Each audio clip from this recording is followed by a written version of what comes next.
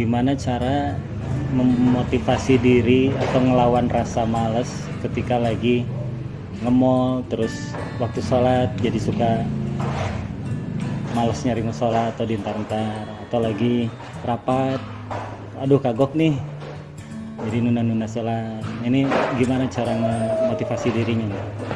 Almar'u ala dini khalilih. Seseorang itu, kata Nabi, tergantung atau sangat dipengaruhi oleh siapa yang jadi temannya. Jadi kalau temennya orang yang seneng sholat duha, jalan kemana aja waktunya duha, berhenti dulu, gue pengen sholat duha gitu, itu ke bawah, akhirnya jadi habit. Kalau temennya seneng tilawah, kayak aku jalan sama Buni ya, Buni itu kalau jalan di pesawat atau di mana tuh dia tilawah terus, dan itu jadi bikin aku kayak ngerasa malu gitu kan. Oh, kok dia aja tilawah, kok saya yang katanya ustadz kok malah tidur di pesawat gitu kan. Akhirnya ya tidur. Minimal muncul rasa malu dulu, terus besok-besok kayak diperbaiki pelan-pelan gitu. Dan itu memang benar sih kata Nabi, kita tuh gampang dipengaruhi, terutama oleh orang-orang yang kita kagumi, orang-orang yang mungkin kita masih respect sama dia, atau orang yang kita dekat sama dia, itu kita bisa dipengaruhi. Kayak selera makan aja bisa dipengaruhi loh.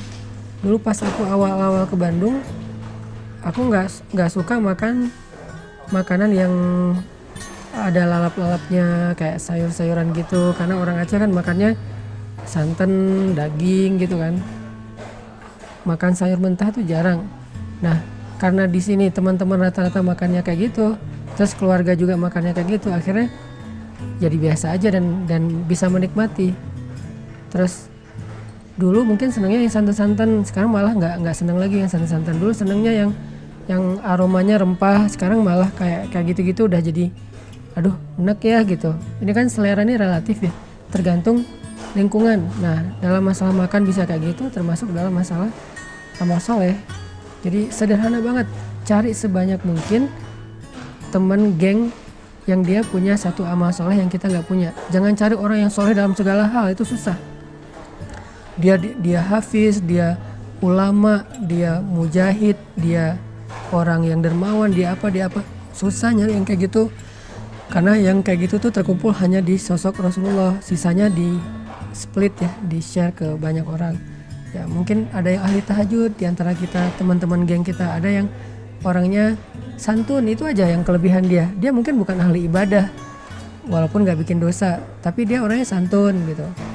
Dia bukan ahli ibadah, tapi dia orangnya care, orangnya gampang tersentuh. Dia bukan ahli ibadah, tapi dia pola hidupnya sehat. Dia mungkin ahli ibadahnya bukan sholat malam, tapi cuma sekedar sholat duha. Dia tuh zikirnya bukan tilawah yang banyak berjus-jus, tapi dia kayak tangannya gini-gini terus, zikir terus. Nah, orang-orang kayak gini kalau banyak yang jadi geng kita sedikit demi sedikit akan terpengaruhi oleh pola hidup mereka, dan itu akan membentuk habit.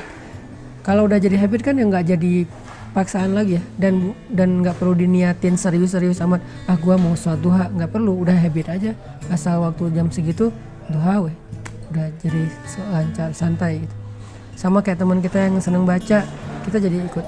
Yang seneng nonton apa, kita jadi kebawa.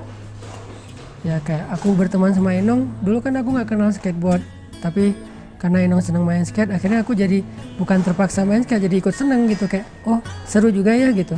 Ntar kalau aku kenal sama siapa lagi kayak gitu, seneng nongkrong ya nongkrong. Jadi almar'u ala dini khalilih, itu benar banget, Nabi nggak mungkin salah. Seseorang itu dipengaruhi oleh siapa yang jadi temannya.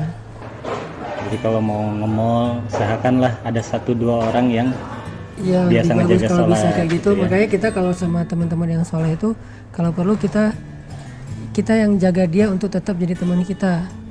Jangan gampang ilfil, jangan gampang bete. Mungkin dia nggak seru kayak yang lain, tapi dia yang jaga kita tentang urusan agama kita. Jadi jangan berharap dia bikin kita happy, fun, seru, kayak renyah gitu.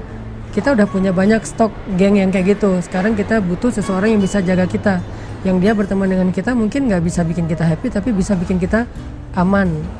Aku nggak bilang selamat ya, minimal aman lah, nggak sampai macam-macam gitu. Terus tetap sesuai dengan koridor. Dia yang jagain kita.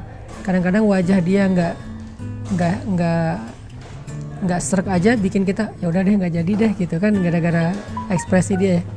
Nah, orang kayak gitu harus jaga. Kalau perlu untuk sedikit berkorban supaya tetap punya teman kayak gitu ya berkorban, kayak bayarin dia makan, peduli terhadap kebutuhan dia, karena dia tuh aset akhirat kita, yang menjaga surga kita, yang menjaga ibadah kita, yang menjaga kita dari dosa-dosa tuh dia.